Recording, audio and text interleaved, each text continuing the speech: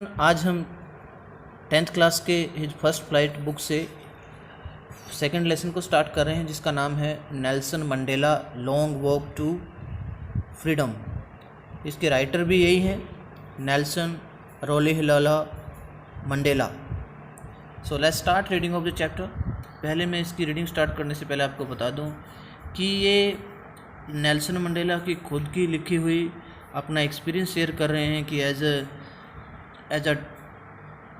अ patriotic, कैसे एक देशभक्त के रूप में उन्होंने देश की सेवा की और कैसे वो एक छोटे से स्तर से इतने बड़े स्तर तक यानी कि प्रेसिडेंट के पद पर वो पहुँचे, राष्ट्रपति बने, first black president of south Africa कैसे बने, वो कैसा उसका लॉन्ग वॉक टू फ्रीडम, देखो आज़ादी के लिए कितनी लंबी सैर उनको तय करनी पड़ी, इसका थोड़ा सा डिस्क्रिप्शन हमें बताते हैं। सो लेट्स स्टार्ट रीडिंग। 10th में डॉन्ट ब्राइट एंड क्लियर, जो 10 मई का दिन था उनके लिए बड़ा एक सूर्योदय हुआ था जो बड़ा चमकीला और स्पष्ट था। For the past few days I had been pleasantly besieged by dignitaries and world leaders who were coming to pay their respects before the inauguration। क्या था कि for the past few days, कुछ दिनों से, पिछले कुछ दिनों से क्या है, बड़ा एक खुशी का माहौल सा छा गया था। बिसीज्ड होता है घिरा हुआ होना, नज़दीक से घिरा हुआ होना, क्योंकि वहाँ डिग्निटरीज होता है बहुत ही रिस्पेक्टेड पर्सन, बहुत ही सम्मानजनक व्यक्तियों से मतलब वो घिर गया था और संसार भर से जो लीडर थे वो उसको एक रिस्पेक्ट देने के लिए इससे पहले कि मतलब उद्घाटन से पहले बहुत से सारे उनके पास बहुत सारे क्या है शुभकामनाएं उनके पास आ रही थी। The inauguration would be the largest gathering ever of international leaders on south African soil.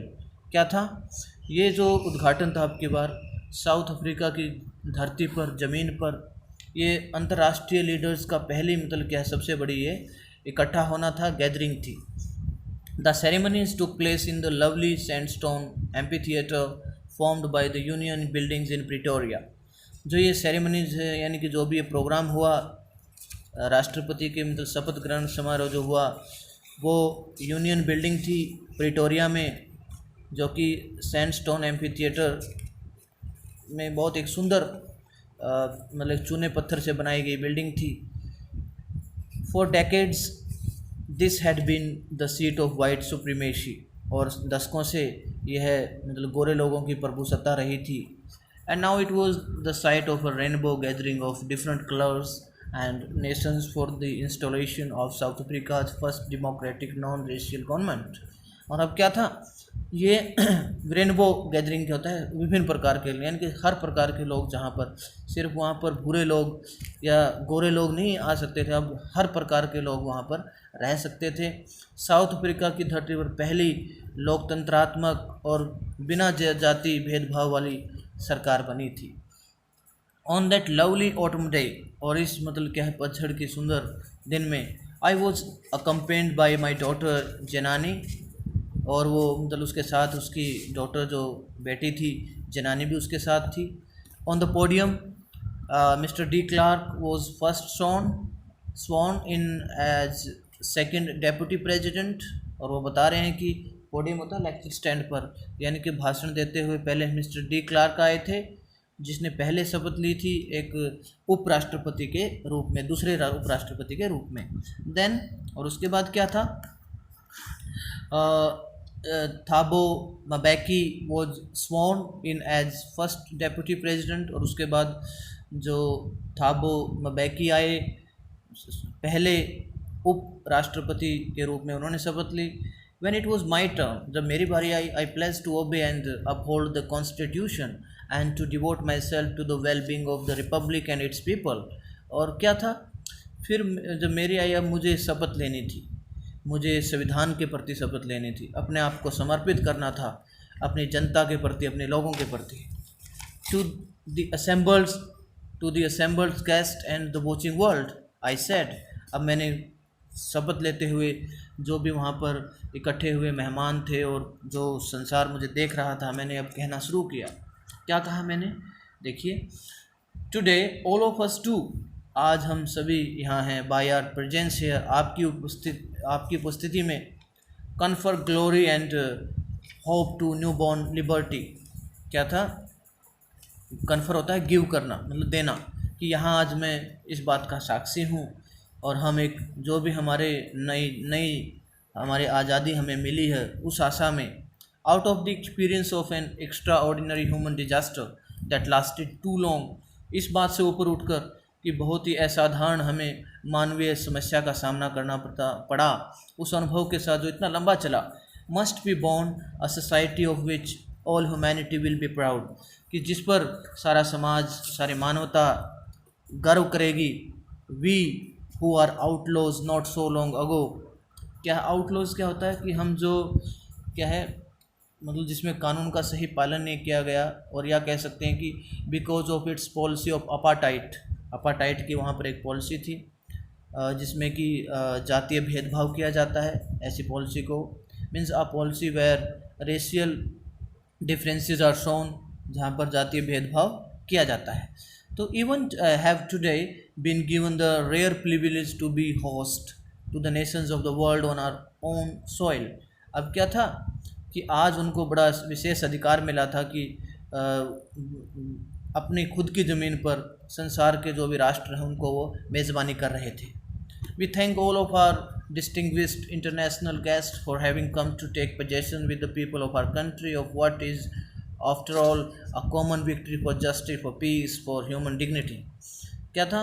अब हम सारे उनका धन्यवाद करते हैं जो भी रिस्पेक्टेड यानी कि बहुत ही सम्मानजनक अंतर्राष्ट्रीय गेस्ट हमारे सामने आए। हम धन्यवाद करते हैं जो हमारे देश के लोगों के साथ आए हैं यहाँ मिलकर।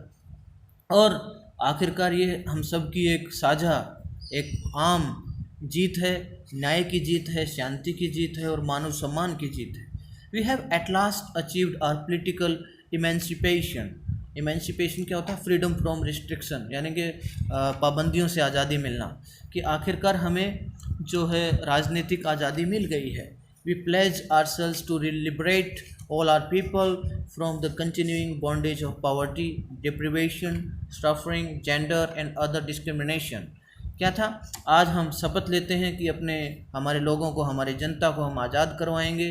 जो भी हमारे ऊपर ये गरीबी का बंधन था, वंचित रखा गया हमें हर चीज़ से, कष्ट आए हमारे ऊपर जेंडर यानी कि लिंग भेद किया गया और दूसरे भी हमारे साथ जो भेदभाव हुए। Never never never never, never and never shall it be this beautiful land will again experience and the oppression of one by another। अब कहते हैं वो कि अब कभी भी दोबारा ऐसा नहीं होगा कि हमारी जो धरती है, हमारी जो ज़मीन है, वो ये जो बहुत सुंदर जो ज़मीन है, हमारी सुंदर प्यारी धरती है, मातृभूमि है, अब कभी भी एक दूसरे के दबाव को सहन नहीं करेगी, ना ऐसा अनुभव कभी करेगी। The sun shall never set on so glorious a human achievement, कि हमारा जो सूर्यास्त अब नहीं होगा, हम सफलता की तरफ बढ़ेंगे। Let freedom reign, God bless Africa। कहते हैं आओ आज़ादी का लुत्फ़ उठाएं और क्या है, भगवान हमारे अफ्रीका को बहुत अच्छा वरदान दे। A few moments later, और थोड़े से क्षण के बाद क्या हुआ, थोड़े से पल के बाद क्या हुआ, we all lifted our eyes in awe as a spectacular array of South African jets, helicopters and troop carriers roared in perfect formation over the Union buildings। और अब क्या हुआ? स्पेक्टिकुलर एरे क्या होता है? एक प्रकार से बहुत ही नज़ारा।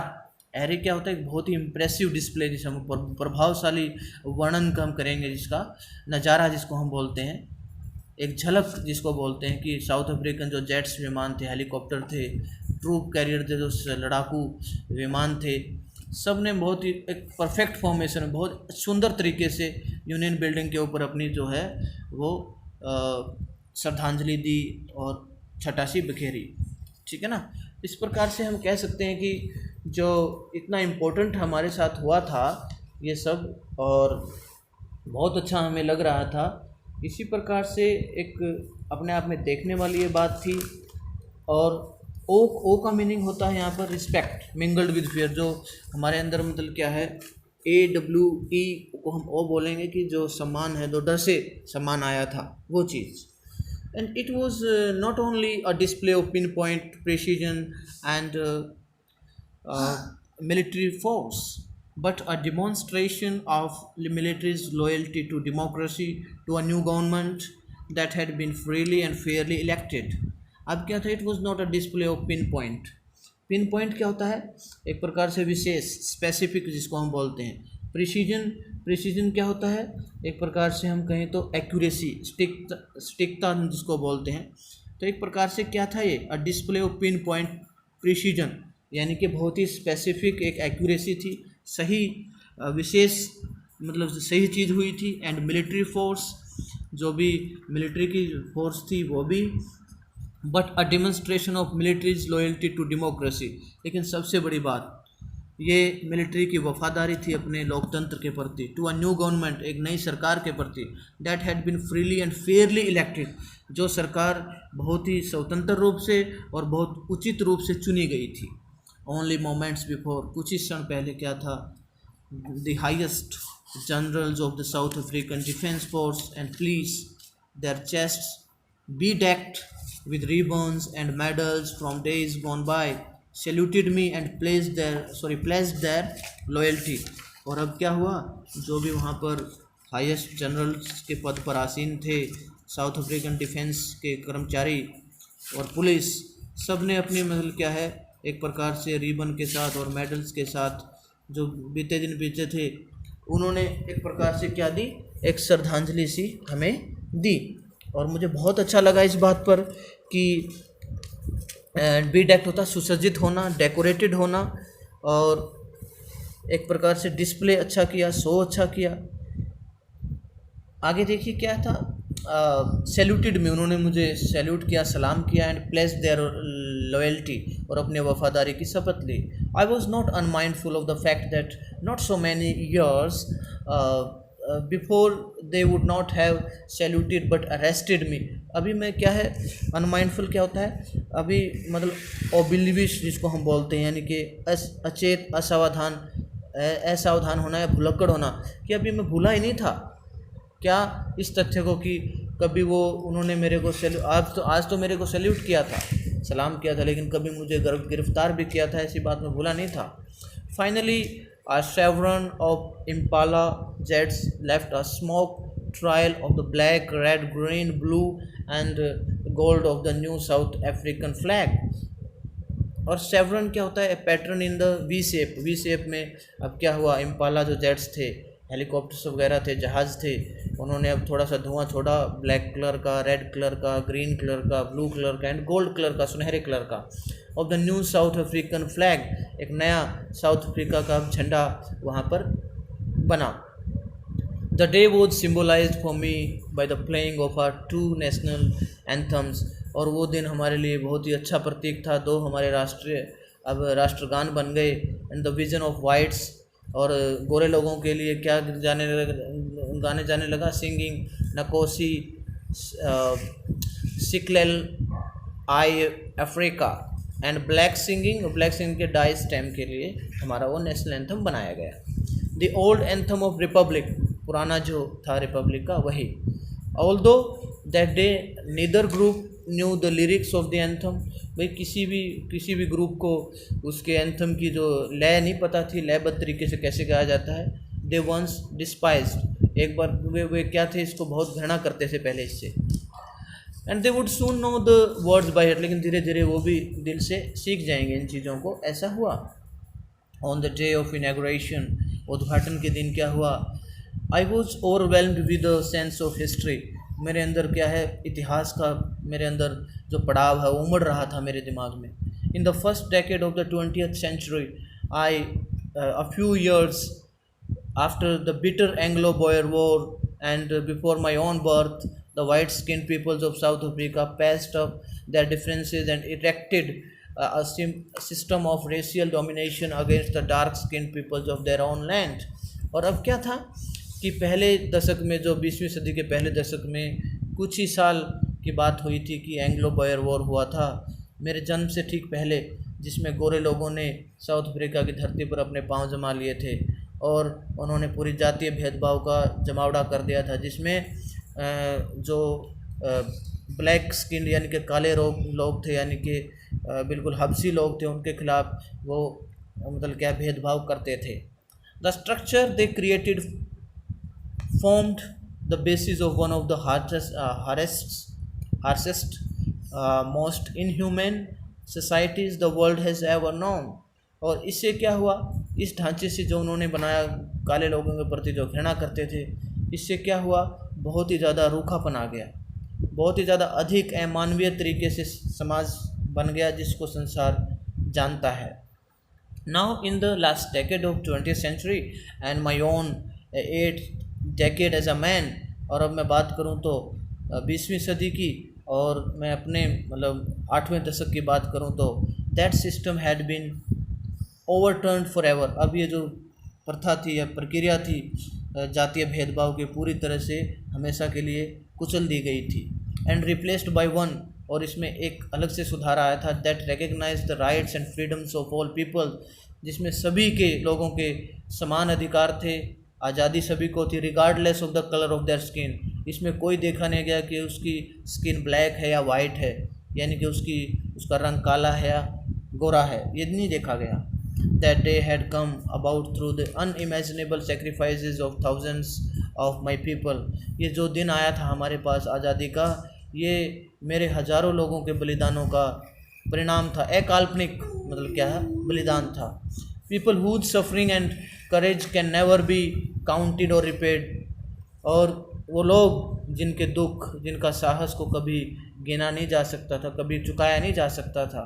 I felt that day, मैंने वो दिन महसूस किया, as I have on so many other days, जो मैं मतलब क्या है दूसरे दिनों पर, that I was simply the sum of all those African patriots who had gone before me. मैं उन सभी का एक प्रकार से जोड़ था, टोटल हिस्सा था जो मेरे से पहले चले गए थे देशभक्त. That long and noble line ended and now began again with me. और अब क्या है, बहुत ही अच्छी रेखा शुरू हो गई थी हमारी. आई वॉज पेन्ड, कि मुझे दर्द तो था, that I was not able to thank them, उनका धन्यवाद करने के काबिल नहीं था. And that they were not able to see what their sacrifices had wrought, और ना वो देखने के काबिल थे जो शहीद हो गए कि आज उनका जो मेहनत थी, उनका जो परिणाम था, उनका जो बलिदान था, क्या रंग लेकर आया था. The policy of apartheid created a deep and lasting wound in my country and my people. कि जो ये अपार्टाइड की पॉलिसी थी, रंग भेद की, जातीय भेद की जो ये नीति थी, इसे बहुत ही गहरा और बहुत लंबा जख्म हमारे देश के लोगों को पहुंचा था. All of us will spend many years, हम सारे बहुत साल बिताएंगे, इफ़ नॉट जनरेशंस, अगर हम पीढ़ी नहीं बिता सके पूरी, recovering from that profound hurt, ये जो बहुत ही सीरियस, बहुत ही स्ट्रॉन्ग जो हमें जख्म पहुंचा है, चोट पहुंची है. But the decades of oppression and brutality had another unintended effect, and that was that it produced the Oliver Tambos, the Walter Sissulus, the Chief Lithulis, the Yusuf Dadus, the Bram Fishers, the Robert Sobukos of our time, men of such extraordinary. जो ये आदमी थे सारे क्या थे, बहुत ही ज़्यादा इन्होंने बहुत एफर्ट्स किए देश को आज़ाद कराने के लिए. बहुत ही ज़्यादा ब्रूटलिटी होता है, नरसंहार बहुत ज़्यादा आदमी मारे गए, अपराध हुआ काफ़ी, जो भी अनचाहे प्रभाव इसके ऊपर पड़ा, जिसमें बहुत से लोगों ने, जैसे कि ओलिवर टेम्बोस है, वॉल्टर सिसुलस है, चीफ लिथुलिस है, यूसुफ डेडूज है, ब्रैम फिशर्स है, रॉबर्ट सोबक्वेस है, इन्होंने बहुत ही ज़्यादा मतलब क्या है अपना योगदान दिया इसको वो करने में. Courage, wisdom and generosity that their like may never be known again.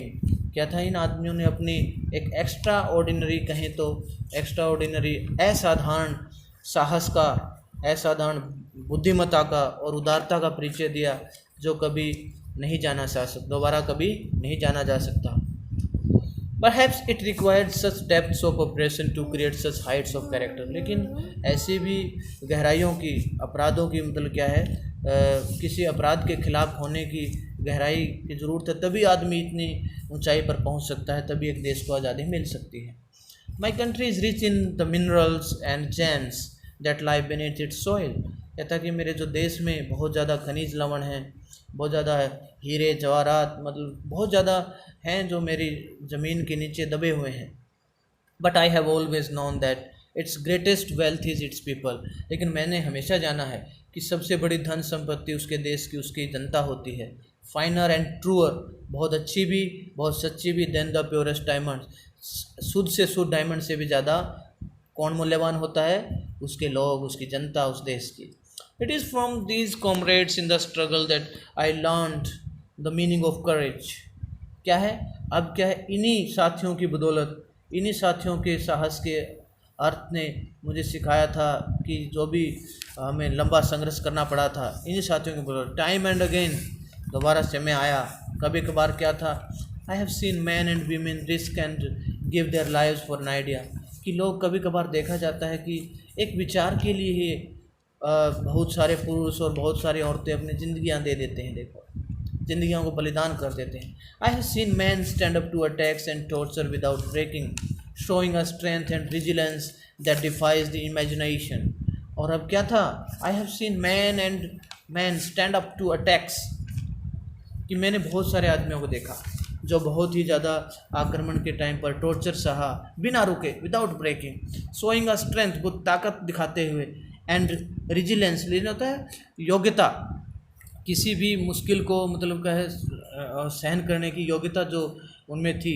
That defies the imagination, जो कल्पना से परे है, कल्पना से दूर की बात है। I learned that courage was not the absence of fear. मैंने जाना, मैंने सीखा कि जो साहस था वो डर की अनुपस्थिति नहीं थी, but the triumph over it, बल्कि इसके ऊपर जीत थी। The brave man is not he who does not feel afraid. बहादुर आदमी वो नहीं है जो डर महसूस नहीं करता, but he who conquers that fear, बल्कि बहादुर आदमी वो है जो डर पर विजय प्राप्त करता है। No one is born hating another person because of the colour of his skin और हिज बैकग्राउंड और हिज रिलीजन। कोई भी इस संसार में जब पैदा होता है, किसी का त्वचा के रंग के आधार पर, उसकी बैकग्राउंड हिस्ट्री के आधार पर या उसके धर्म के आधार पर क्या है, नफ़रत नहीं करता एक दूसरे से। People must learn to hate. लोगों को क्या है, नफ़रत करना तो सीखना चाहिए। If they can never learn to hate, अगर वो नफ़रत करना नहीं सीख सकते। They can be taught to love, उनको प्यार भी सिखाया जा सकता है। For love comes more naturally to the human heart than its opposite. कहते हैं कि प्यार आदमी के दिल में ज़्यादा जल्दी समझ में आता है, न कि नफ़रत से। नफ़रत ज़्यादा देर तक समझ में आती है, बल्कि जो प्यार से आदमी बहुत जल्दी समझता है। Even in the grimmest times in prison when my comrades and I were pushed to our limits, I would see a glimmer of humanity in one of the guards. क्या था, जब बहुत ही ज़्यादा सीरियस टाइम चल रहा था हमारा, बहुत ही ज़्यादा ग्रीमेस्ट फाइट चल रहा था, तो उसमें बहुत ज़्यादा हमें क्या है, एक प्रकार से ये ग्रीमेस्ट होता, बहुत ही ज़्यादा उदासी भरे हमारे जो लम्हे चल रहे थे, बहुत ज़्यादा दुखी समय हमारा जब जेल में चल रहा था। तो मेरे साथी थे और हमें बहुत ही ज़्यादा लिमिट में रखा जाता था, बहुत ज़्यादा पाबंदियों में रखा जाता था। और मैंने उस टाइम पर एक साथी में बहुत ज़्यादा मानवता की एक चमक देखी, perhaps just for a second, हो सकता है एक सेकंड के लिए, but it was enough to reassure me, लेकिन मुझे दोबारा विश्वास दिलाने के लिए बहुत काफ़ी थी, एंड कीप मी गोइंग, और मुझे चलते रहने के लिए प्रेरित किया इस बात ने। Man's goodness is a flame, कि आदमी की जो अच्छाई होती है ना, वो भी एक आग की लपट के समान होती है। दैट कैन बी हिडन, जो छिपाई तो जा सकती है, बट नेवर एक्सटिंग्विश्ड, जो कभी बुझाई नहीं जा सकती। सो इन लाइफ, ज़िंदगी में क्या है, every man has twin obligations, हर आदमी की जुड़वां एक जिम्मेवारियां होती हैं। ऑब्लिगेशन टू हिज फैमिली, अपने परिवार के प्रति जिम्मेवारी, टू हिज पेरेंट्स, अपने माता पिता के प्रति, टू हिज वाइफ, अपने पत्नी के प्रति, एंड चिल्ड्रन, अपने बच्चों के प्रति, and he has an obligation to his people, और दूसरी उसका जो जिम्मेवारी है वो अपने क्या है, अपने जनता के प्रति, हिज कम्युनिटी, उसके समुदाय के प्रति, हिज कंट्री, अपने देश के प्रति, in a civil and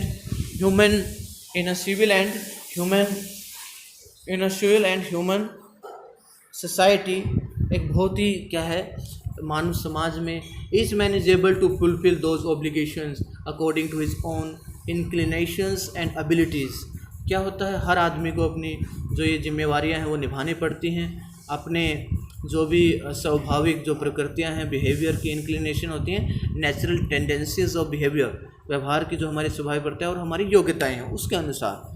but in a country like South Africa, लेकिन साउथ अफ्रीका जैसे देश में it was almost impossible for a man of my birth and colour to fulfil both of those obligation. लेकिन South Africa जैसे देश में जहाँ जातीय भेदभाव होता है, जन्म से लेकर वो ये इस प्रकार की जिम्मेवारी निभाना बड़ा असंभव सी बात है। So in South Africa man of colour who was attempting to live as a human being was punished and isolated. अगर साउथ अफ्रीका जैसे देश में एक आदमी अगर इन जिम्मेवारियों को निभाने की भी कोशिश भी करता तो उसको सज़ा दी जाती और उसको अलग थलग कर दिया जाता था। In South Africa man who tried to fulfill his duty to his people was inevitably ripped from his family and his home and was forced to live a life apart, a twilight existence of secrecy and rebellion। क्या था, south Africa जैसे देश में अगर एक आदमी अपने कर्तव्य को, अपने लोगों, अपनी जनता के प्रति कर्तव्य पूरा करने की सोचता, उसको इनएविटेबली होता है अनअवॉइडेबली, यानी कि बिना मतलब क्या है, मतलब पहचान कर अच्छी तरह से उसको उसकी फैमिली से अलग थलग किया जाता, फिर उसके घर से, और उसको एक अलग से ज़िंदगी जीने पर मजबूर किया जाता, जिससे उसका एक क्या है ट्विलाइट एक्सपीरियंस, यानी कि एक प्रकार से दूधिया सा उसका जो है अलगपन, सिक्रेसी, अलगाव हो जाता उसका, और उसके खिलाफ विद्रोह भी किया जाता। I did not in the beginning choose to place my people above my family, कि शुरू में मैंने मेरे परिवार से ऊपर मेरी जनता को नहीं चुना था, मेरे लोगों को नहीं चुना था। But in attempting to serve my people, लेकिन इस प्रयास से कि मैंने मेरी जनता की सेवा करनी है, I found that I was prevented from fulfilling my obligations as a son, a brother, a father and a husband. अब क्या है, अब मैंने अपने आप में सोचा कि अब मुझे रुकना पड़ा कि मेरी जो जिम्मेवारी थी एक बेटे के रूप में, एक भाई के रूप में, एक पिता के रूप में और एक पति के रूप में, मुझे इनको रोका गया। मेरे लोगों के प्रति सेवा करने के प्रयास, मेरी जनता के प्रति पहले मैंने अपने देश को चुना। I was not born with a hunger to be free, मैं भूखा रहने के लिए पैदा नहीं हुआ था। आई वॉज बोर्न फ्री, मैं आज़ाद पैदा हुआ था, फ्री इन एवरी वे, हर लिहाज से आज़ाद। बट आई कुड नो, जो मुझे पता था, free to run in the fields near my mother's hut, बिल्कुल आज़ाद था मैं, मेरी माँ का जो झोपड़ी थी मेरी माँ की, तो खेतों में भागने के लिए। Free to swim in the clear stream, बिल्कुल स्पष्ट नदी में तैरने के लिए मैं आज़ाद था। That ran through my village, जो मेरे गांव से होकर गुजरती थी। Free to roast mealies under the stars and ride the broad backs of slow moving bulls, और जो भी हमारे सांड वगैरह होते हैं, जिससे बग्गी होती है खेतों में और तारों के नीचे मिलीज में, यानी कि बहुत ही खुशगवार ज़िंदगी मेरी कटी थी।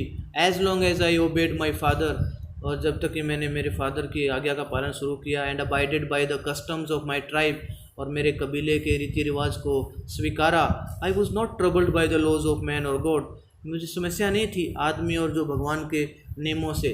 It was only when I began to learn that my boyhood freedom was an illusion, ये तो तब हुआ जब मुझे पता लगा कि जो मेरा बचपन की जो आज़ादी थी ना, वो तो एक भ्रम थी। When I discovered as a young man, जब मैं युवा आदमी हुआ और मैंने पता लगा that my freedom had already been taken from me, मेरी आज़ादी तो मुझसे पहले ही छीन ली गई थी। And that I began to hunger for it, और अब मुझे भूख पैदा शुरू हो गई। At first, शुरू में तो क्या था, as a student, एक विद्यार्थी के रूप में I wanted freedom only for myself, कि मैं आज़ादी मेरे लिए चाहता था। The transitory freedoms of being able to stay out at night, बिल्कुल थोड़ी सी आज़ादी चाहता था मेरे, मतलब एक रात को बिल्कुल अपने लिए। रीड वट आई प्लीज, वो पढ़ता था जो मुझे खुशी होती थी जिसमें। And go where I chose, और वहीं जाता था जहाँ मैं पसंद करता था। लेटर, लेकिन बाद में क्या हुआ, as a young man in Johannesburg में जब मैं एक युवा व्यक्ति हुआ, I yearned for the basic and honourable freedoms of achieving my potential, of earning my keep, of marrying and having a family, the freedom not to be obstructed in a lawful life। अब क्या था, अब मुझे मैं इस बात के लिए चीखा, एक तड़प पैदा हुई जिसमें कि मेरी मूलभूत और सम्मानजनक जो आज़ादी थी, कि मेरे गुण को ध्यान में रखते हुए, मेरी कमाई को ध्यान में रखते हुए, शादी को ध्यान में रखते हुए, परिवार को ध्यान में रखते हुए, और आज़ादी not to be obstructed in law, जो कि कानूनी तौर पर मुझे रोका नहीं गया था। But then I slowly saw, लेकिन उसके बाद मैंने धीरे धीरे देखा, not only was I not free, कि केवल मैं ही आज़ाद नहीं था, but my brothers and sister was not free, मेरे भाई बहन भी आज़ाद नहीं थे। आई सो, मैंने देखा that I was not just my freedom that was curtailed, कि सिर्फ it was not just my freedom that was curtailed होता रिड्यूस्ड, सिर्फ मेरी आज़ादी कम नहीं हुई थी, but the freedom of everyone who looked like I did, कि मैंने देखा हर किसी की आज़ादी जो मेरी तरह दिखता था, यानी कि काले रंग का जो दिखता था। This is when I joined the African national Congress, और ये तब हुआ जब मैंने अफ्रीकन नेशनल कांग्रेस पार्टी को ज्वाइन किया, उसमें मैं भर्ती हुआ, and that is when the hunger for my own freedom became the greater hunger for the freedom of my people, कि जो मेरी खुद क्या है, अब मैं क्या हुआ, जो मेरे अंदर खुद की आज़ादी के लिए भूख थी, और मेरे जनता के लिए मेरी वो आज़ादी की भूख बन गई। It was the this desire for the freedom of my people to live their lives with dignity and self respect that animated my life. अब क्या था कि ये तो क्या है, मेरी खुद की इच्छा थी, और कि मेरे लोगों की आज़ादी हो जिसमें वो सम्मान के साथ और आत्म संयम के साथ जिएँ, दैट एनिमेटेड माई लाइफ, यही मेरी ज़िंदगी का भी उद्देश्य बन गया था। That transformed a frightened young man into a bold one, और जिसने, मैं एक डरा हुआ जो आदमी था, अब एक बहुत ही बहादुर व्यक्ति में बदल गया। That drove a law abiding attorney to become a criminal, और जो कानून को मानने वाला था अब क्या है, एक अपराधी बन गया। That turned a family loving husband into a man without a home, जिसको मतलब जो कि परिवार में एक प्यार करने वाला पति था, अब बिना घर का बन गया। That forced a life loving man to live like a monk, जो एक है साधु की तरह बन गया, जो ज़िंदगी से प्यार करने वाला आदमी एक साधु की तरह बन गया। I am no more virtuous और self sacrificing than the next man, कि मैं जो अगले आदमी आएंगे, मैं कह सकता हूँ कि मैं ज़्यादा इतना गुणी और इतना आत्म बलिदान करने वाला नहीं हूँ।